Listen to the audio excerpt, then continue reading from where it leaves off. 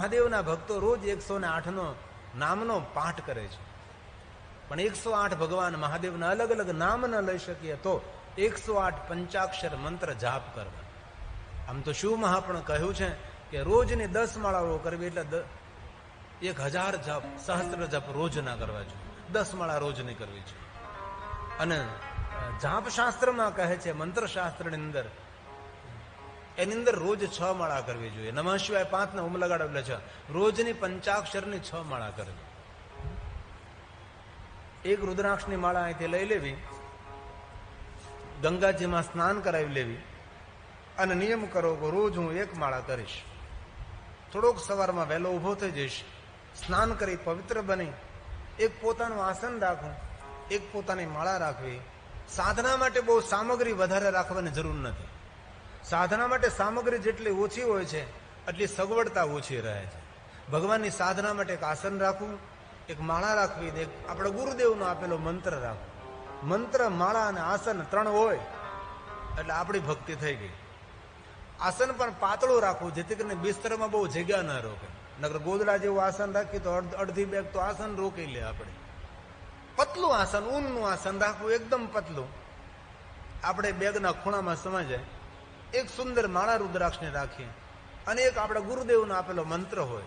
અને રુદ્રાક્ષની માળાથી શિવના મંત્રનો જાપ કરે એવું નથી કહ્યું. કોઈ પણ દેવી દેવતાઓનો મંત્રનો જાપ રુદ્રાક્ષની માળાથી કરી શકાય છે. પૂરું માળા શાસ્ત્ર છે. કાષ્ટની માળા, ચંદનની માળા, સુખડની માળા, સ્ફટિકની માળા, ધાતુની માળા, તુલસીની માળા, પણ માલામાલ કરનારી કોઈ માળા હોય તો એ રુદ્રાક્ષની માળા છે. દરેક માળાઓમાં રાજા છે રુદ્રાક્ષની માળા. એટલે એવું સંકુચિત ન મન રાખો, હું તો રામનો મંત્ર કરું છું તો રુદ્રાક્ષની માળા ન રખાય, હું તો કૃષ્ણ મંત્ર જાપ કરું છું રુદ્રાક્ષની માળા ન રખાય. નહીં, પૂરું એક માળા શાસ્ત્ર છે. કઈ માળા કરવાથી કેટલા પ્રકારનું કેવું પુણ્ય તમને પ્રાપ્ત થાય, કેવી સાધના સફળ થાય છે, તેના નિયમો છે બધા છે. ક્યાં આસન ઉપર કઈ દિશામાં કઈ રીતે ઉચ્ચારણ કરવું, કઈ રીતે જાપ કરવા, વિધિ વિધાન અપાર અપરંપાર છે.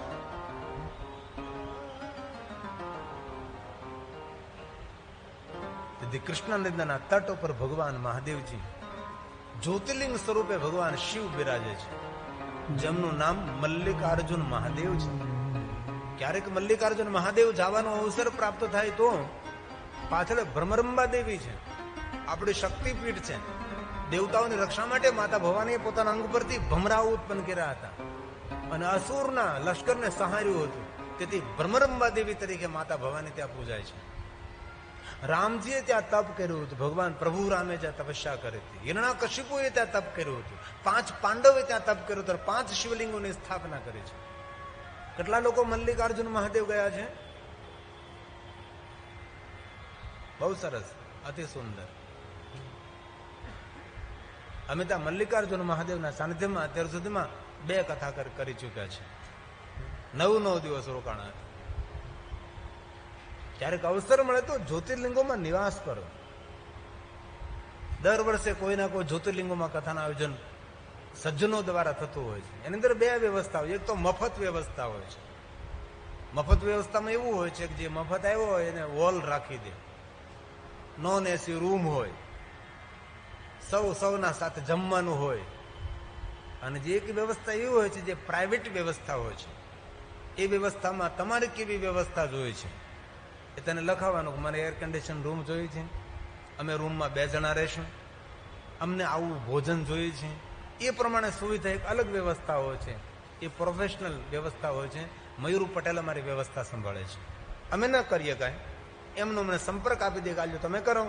આ ધનપતિ માણસો છે, સુખી સંપન્ન છે, પોતાની વ્યવસ્થા પોતી હોય, સુખી સંપન્ન હોય, પોતાની પાસે સગવડતાવાળા માણસો હોય.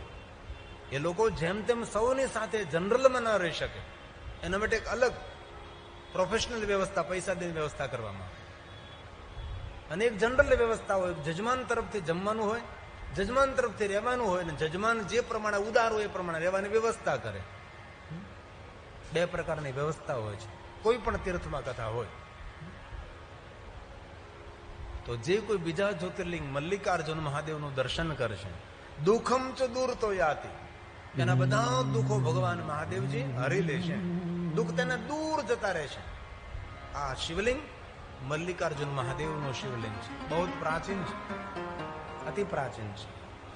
દુઃખમ ચ દૂરતો યાતિ સુખમ માત્યતિકમ દરેક લભે સુખ આપનારા મલ્લિકાર્જુન મહાદેવ છે. જનની ગર્ભ સંભૂતમ કષ્ટમ નાપ્નોતિ વૈ પુનઃ કષ્ટમ નાપ્નોતિ વૈ જીવનના દરેક કષ્ટોને હરનાર મલ્લિકાર્જુન મહાદેવ. જે મલ્લિકાર્જુન મહાદેવનું દર્શન કરે છે તેને કોઈ માના પેટમાં નિવાસ ના કરવો પડે, ગર્ભના દુઃખમાંથી મુક્ત કરનાર છે. આપણું આ બીજું જ્યોતિર્લિંગ મલ્લિકાર્જુન છે. જે કોઈ મનુષ્ય મલ્લિકાર્જુન મહાદેવની કથા સાંભળે છે, મલ્લિકાર્જુન મહાદેવને રોજ યાદ કરે છે, તેના માટે કહ્યું છે ભગવાન વ્યાસના વચનો છે. ધન ધન ધાન્યમ સમૃદ્ધિ ચ પ્રતિષ્ઠા આરોગ્યમેવ ચ અભીષ્ટ ફલસિદ્ધિ ચ જાયતે નાત્ર સંશય. જે ભગવાન શિવ આપે છે, જાયતે નાત્ર સંશય. જે કોઈ આ કથા સાંભળે છે તેને જ્યોતિર્લિંગની યાત્રા કરવાનું ફળ મળે છે. ભગવાન વ્યાસ બોલે છે જ્યોતિર્લિંગ દ્વિતીયં ચ બીજું જ્યોતિર્લિંગ, દ્વિતીય બીજું જ્યોતિર્લિંગ.